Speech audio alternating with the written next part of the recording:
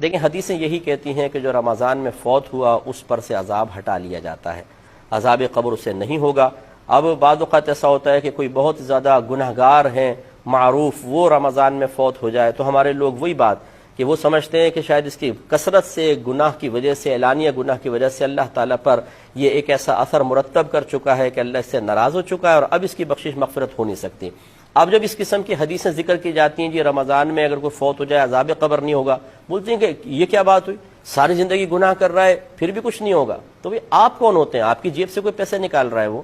یا آپ کی کوئی پراپرٹی اس نے قبضے میں لے لی ہے، یہ اس کا معاملہ ہے، اس کا رب کا معاملہ ہے، آپ کو کیا تشویش ہے؟ بلکہ اس طریقے سے اللہ تبارک و تعالی کی تقسیم پر اعتراض کر کے آپ گناہگار ہوں گے۔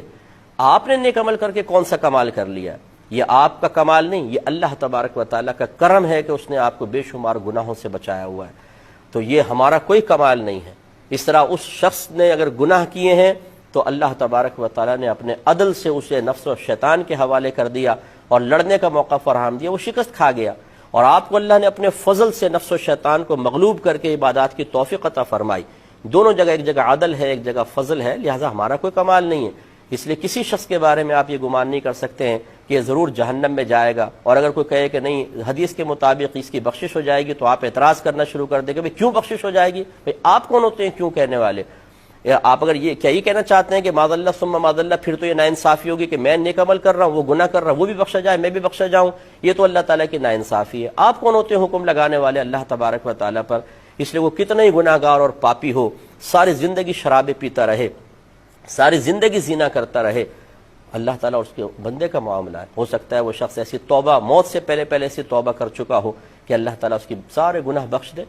بغیر توبہ کے بھی مر گیا لیکن اللہ تبارک و تعالیٰ نے اس کو رمضان میں موت دے دی، اور کسی نے اس کے لیے دعا کر دی، اللہ تعالیٰ اس کے وسیلے سے بھی اس کو بخش سکتا ہے۔ میرے آقا صلی اللہ علیہ وسلم نے ارشاد فرمایا کہ میری امت گناہوں سمیت قبر میں جائے گی اور مغفرت شدہ اٹھے گی، اور اس کی وجہ بیان فرمائی لوگوں کی دعائیں مغفرت کی بنا پر۔ یہ شرح الصدور کے اندر یہ حدیث پاک موجود ہے۔ تو پوری امت کے ساتھ یہ معاملہ نہیں، لیکن اکثر کے ساتھ ایسا معاملہ ہے، کیونکہ بعض سرکار کے امتی جہنم میں بھی جائیں گے اور پھر آپ کی شفاعت سے وہ باہر آئیں گے، لیکن یہ اکثر لوگوں کے بارے میں سرکار کا قول ہے کہ میری امت گناہوں سمیت۔ ایک روایت میں ہے کہ میری امت گناہ سمیت قبر میں جائے گی تو جمعے تک انہیں عذاب ہوگا، اگر عذاب ہو رہا ہے جمعے کے بعد عذاب اٹھا لیا جائے گا۔ یہ تو میری اللہ کی مرضی ہے نا، تو اس طریقے سے ہمیں اللہ تعالیٰ کی تقسیم پر معترض نہیں ہونا چاہیے۔ اللہ نہ کرے، خدا نہ خواستہ آپ ابھی بڑے پپو ہیں، نیک ہیں، پرہیزگار ہیں، اور پھر آپ سے کوئی خطا ہو جائے